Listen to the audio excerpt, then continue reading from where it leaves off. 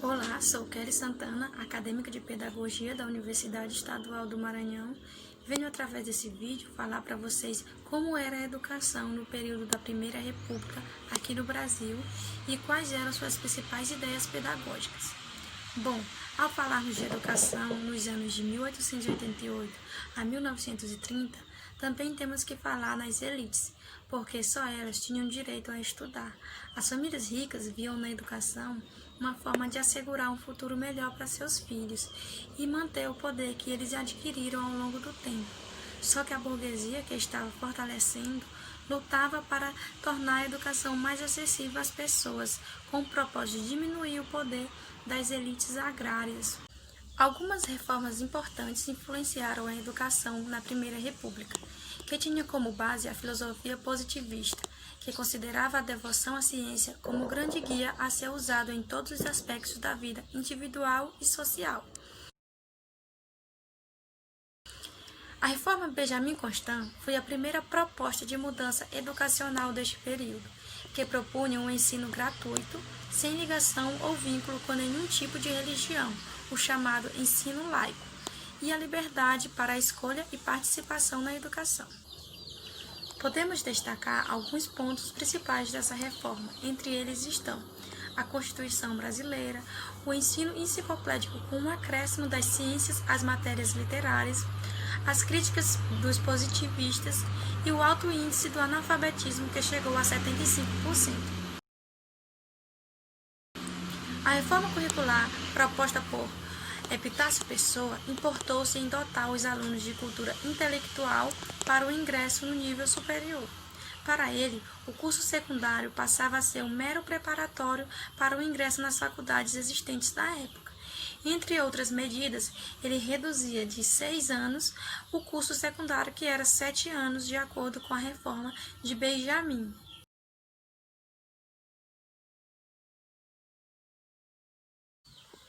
A reforma Rivadavia Corrêa defendia o ensino de caráter prático preparatório para a vida. Ficou conhecido como a reforma que desoficializou o ensino brasileiro. Os principais destaques da reforma são o ensino, que passou a ser de frequência não obrigatória, os diplomas foram abolidos e foram criados exames de admissão às faculdades, uma espécie de vestibular. Essas medidas propiciaram a proliferação de cursos sem qualidades, unicamente preocupados em reformar bacharéis e doutorados. Como consequência disso, foram desastrosos os resultados da reforma. Tão desastrosos que a mesma acabou sendo revogada pelo ministro Carlos Maximiliano, que estava preocupado em melhorar a qualidade do ensino secundário, que estava bastante deteriorado pela desastrosa e inoportuna reforma de Rivadavia Corrêa. Essa reforma é responsável pela criação da primeira universidade brasileira no estado do Rio de Janeiro. Alguns destaques dessa reforma são a reoficialização do ensino no Brasil, a criação do vestibular para o ensino superior e a obrigatoriedade para a conclusão de ensinos secundários.